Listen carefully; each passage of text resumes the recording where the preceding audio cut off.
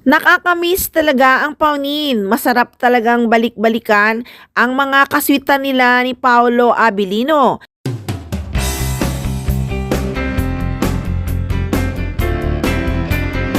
At ang kaswitan ni Paolo kay Janine Gutierrez, lalo na nung pumunta sila sa US noon na may show sila kasama si Ogie Alcacid. Tapos nag-request pa talaga si Pao na magkatabi sila sa upuan ni Janine. Grabe ang sweet ni Pao kay Nini. Tapos yung iba nagdadalawang isip pop kung naging sila ba. May nalaman sila, may nag-under the table daw para makatabi mo sa Si Janine, nakita ko si Sir na-request niya pa magkatabi kayo. Uy, ikaw na una dumating sa airport.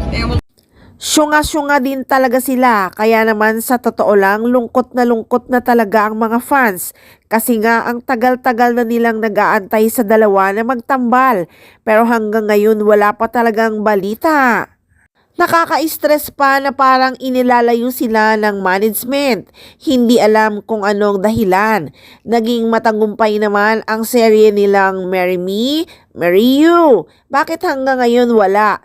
Samantalang sabi may nakahanda na.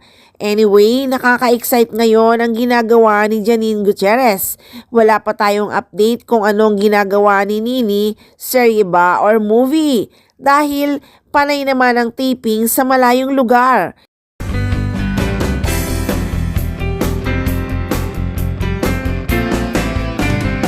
At kung sino ang leading man niya. Curious talaga ang mga fans dahil wala pang lumalabas na update kung sino ang kanyang leading man.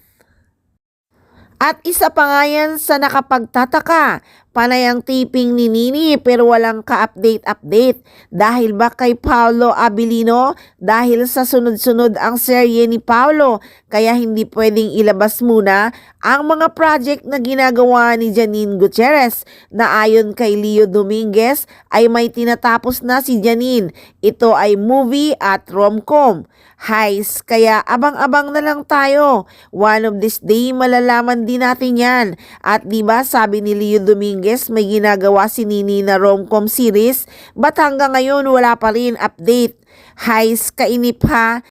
So guys, wait pa tayo at sigurado namang lalabas yan sa social media. Tumatiming lang talaga siguro sila. Kaya tiyaga-tiyaga lang at tumutok lang palagi. Dito lang sa Maarteng Machika.